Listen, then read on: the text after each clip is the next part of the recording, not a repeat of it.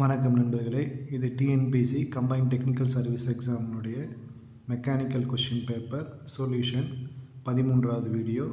So இந்த வீடியோவில் மொத்தம் 20 கொஷின் பார்க்க போகிறோம். ஸோ இந்த 20 கொஸ்டினும் computer aided design and computer aided manufacturing CAD ரிலேட்டடான MCQ கொஸ்டின்ஸ். வாங்க கொஸ்டின்குள்ளே போகலாம். So first question, which of the following element is not associated with computer integrated manufacturing? So சிம்மோட எது ரிலேட்டட் கிடையாது அப்படின்னு கேட்டிருக்காங்க.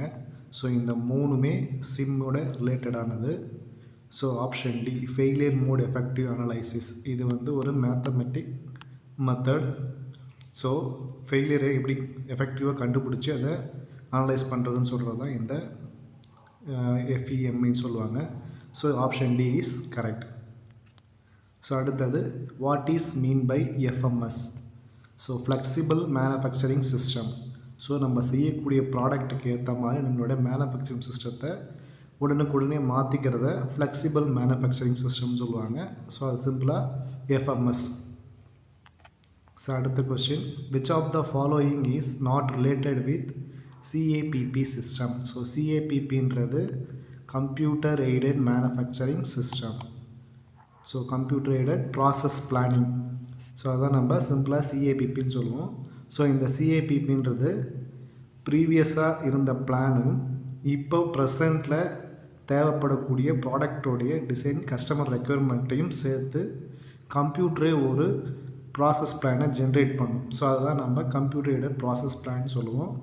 ஸோ அதில் கீழே வர்றது எது பொருந்தாதுன்னு கேட்டிருக்காங்க. So option D. ஏன்னா CAPP உங்களுக்கு அப் டு டேட்டாக இருக்காது. ஏன்னா நம்ம ஒன்ஸ் அதை ஃபீட் பண்ணிட்டோன்னா அந்த ப்ராசஸ் பிளான் அதன்படி தான் நகருமே ஒழிய நம்ம டெய்லி அதை அப்டேட் பண்ண மாட்டோம். அதே மாதிரி அது அவ்வளோ அக்யூரேட்டாகவும் இருக்காது. So option B is correct. So அடுத்தது, the application layer of a network. So ஒரு அப்ளிகேஷன் லேயர் அப்படின்னு என்னென்னு பார்த்தீங்கன்னா, ஒரு சாஃப்ட்வேர். அந்த சாஃப்ட்வேர் உங்களுடைய கம்ப்யூட்டரை நெட்வொர்க்கோடு கனெக்ட் பண்ணுறதுக்கு உபயோகப்படுறது. So option A, consist of software being run on the computer connected to the network. அடுத்த question, selection of the solution technique to be implemented by a computing should be made by system analysis. So solution டெக்னிக்கை select பண்ணுறது system அனலைசிஸோடைய வேலை. System தான் analyse பண்ணி அந்த solution டெக்னிக்கை choose பண்ணுது. ஸோ அடுத்தது, computer input device and storage டிவைஸ்ன்னு கேட்டிருக்காங்க. ஸோ இங்கே computer input device keyboard and hard disk. So option A is correct. So அடுத்தது, where does a computer add and compare data? So எப்பயுமே computer நம்மளுக்கு அதனுடைய பணிகளை எங்கே செய்யும் பார்த்தீங்கன்னா CPU தான் செய்யும். So CPU chip B is correct answer. So அடுத்தது, which of the following is not related with geometric modeling? So geometric மாடலிங்கிறது டிசைன் பண்ணுறது. ஸோ சாஃப்ட்வேரில் டிசைன் பண்ணுறது தான் ஜாமெட்ரிக் மாடலிங் சொல்லுவோம். So 2D modeling, solid modeling, surface modeling எல்லாமே சிஸ்டமில் design பண்ணுறது. ஸோ கட்டிங் டூல்ன்றது physical tool. So option B is correct. So அடுத்தது, which feature allows the PC to be interfaced with PLC that directly control the process? So PLCயை PCயிலிருந்து எப்படி control பண்ணுறாங்க அப்படின்னு கேட்டிருக்காங்க. ஸோ அதுக்கு காரணம் ஆப்ரேட்டர் இன்டர்ஃபேஸஸ். ஸோ ஒரு ஆப்ரேட்டர் PCயில் தன்னுடைய கமெண்ட்ஸ் கொடுக்கும்போது அந்த கமெண்ட் PLCக்கு மாறுது, அது கண்ட்ரோல் பண்ணுது. So operator interface is correct. So அடுத்தது, which among the following as the product scope in organization? So CIM, computer integrated manufacturing. So கேடும் கேமும் ரெண்டும் சேர்ந்தது தான் சிம். கேடுன்றது computer aided design or drafting, கேம்ன்றது கம்ப்யூட்டர் எய்டட் மேனுஃபேக்சரிங். ஸோ இது ரெண்டுமே சேர்ந்தது தான் CIM, computer integrated manufacturing. So அடுத்தது, which of the following is not correct in respect of manufacturing attributes? So manufacturing ஆட்ரிபியூட்ஸ்னால் என்னென்னு பார்த்தீங்கன்னா, சீக்வன்ஸ் ஆஃப் ப்ராசஸ். ஒரு ப்ராடக்டை நம்ம செய்கிறதுக்கு தேவையான ஸ்டெப் பை ஸ்டெப் ப்ராசஸை சொல்கிறது தான் மேனுஃபேக்சரிங் ஆட்ரிபியூட்னு சொல்லுவோம். ஸோ அதன்படி பார்த்திங்கன்னா இந்த மூன்றுமே மேனுஃபேக்சரிங் ப்ராசஸில் வரும். So external and internal shapes and dimensions manufacturing ஆட்ரிபியூட்டில் வராது, அது டிசைன் ஆட்ரிபியூட்ஸில் வரும். ஸோ அடுத்தது what is the abbreviation form of AGC? Automated guided cart, option A. So அடுத்தது computer aided drafting system are used for. So CAD எதுக்கு use ஆகுதுன்னு கேட்டிருக்காங்க. ஸோ ஒரு ஆப்ஜெக்டை ட்ராப் பண்ணுறதுக்கும் அதை ஸ்கேலிங் பண்ணுறதுக்கும் தான் நம்மளுக்கு கேட் யூஸ் ஆகுது. ஸோ அடுத்தது which of the following is vector குவான்டிட்டின்னு கேட்டிருக்காங்க. ஸோ ஸ்கேலார் குவான்டிட்டின்றது வெறும் மேக்னிடியூட் மட்டும் இருக்கும். ஸோ மதிப்பு மட்டும்தான் இருக்கும், அதுக்கு டைரக்ஷன் இருக்காது. ஸோ வெக்டாருக்கு டைரக்ஷன் இருக்கும். ஸோ அதன்படி பார்த்திங்கன்னா ஆப்ஷன் ஏ வெயிட்டுக்கு உங்களுக்கு மாஸ்ன்ற மேக்னிடியூடும் கிராவிட்டியுடைய டைரக்ஷனும் இருக்கும். ஸோ டைம் ஒர்க்கு வால்யூமுக்கு வெறும் வேல்யூ மட்டும்தான் இருக்கும், அது எந்த திசையில் செயல்பட்டது அப்படின்றது இருக்காது. So option A is correct.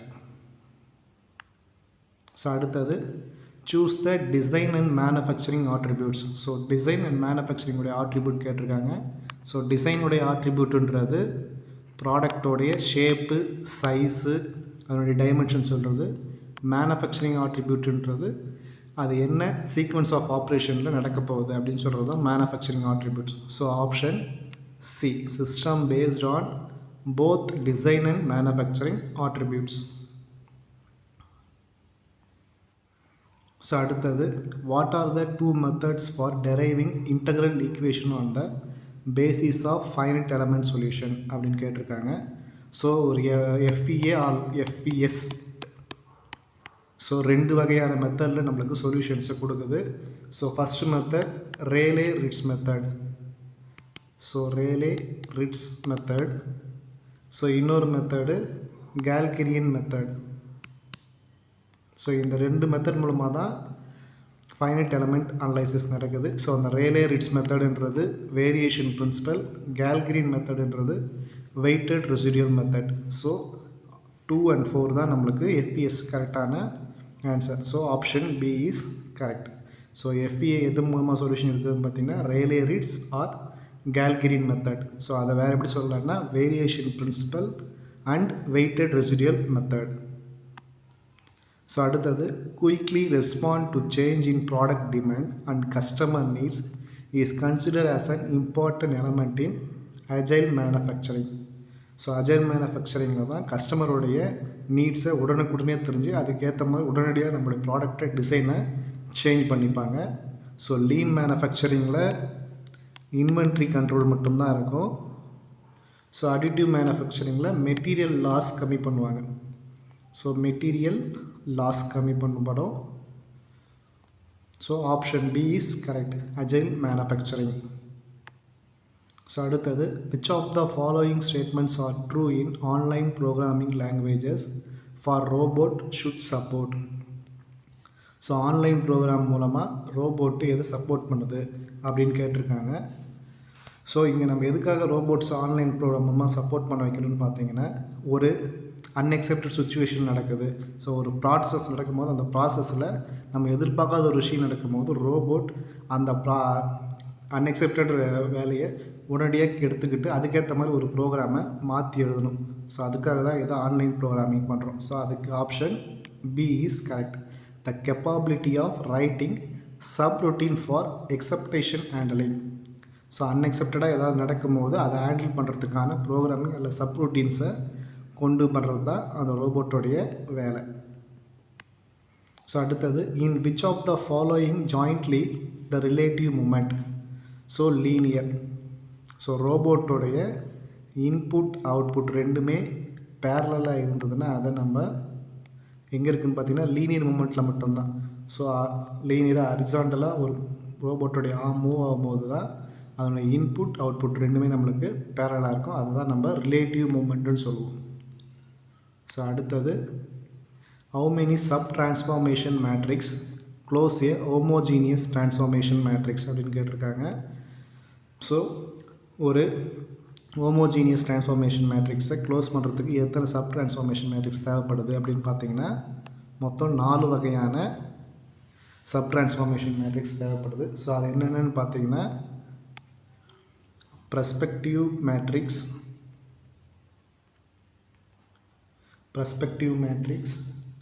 scale factor, rotational matrix, so கடைசியாக டிரான்ஸ்ஃபார்மேஷன் மேட்ரிக்ஸ். ஸோ இந்த 4 மேட்ரிக்ஸ் தான் நம்மளுக்கு சப் டிரான்ஸ்ஃபார்மேஷன் மேட்ரிக்ஸ் தான் ஒரு ஹோமோஜீனியஸ் டிரான்ஸ்ஃபார்மேஷன் மேட்ரிக்ஸை க்ளோஸ் பண்ணுறதுக்கு உபயோகப்படுது. So perspective matrix, scale factor, rotational matrix, transformation matrix. So இந்த வீடியோ உங்களுக்கு பிடிச்சிருந்ததுன்னா உங்கள் ஃப்ரெண்ட்ஸோடு ஷேர் பண்ணுங்கள், லைக் பண்ணுங்கள், கமெண்ட் பண்ணுங்கள், முக்கியமாக சப்ஸ்கிரைப் பண்ணுங்கள். தேங்க்யூ.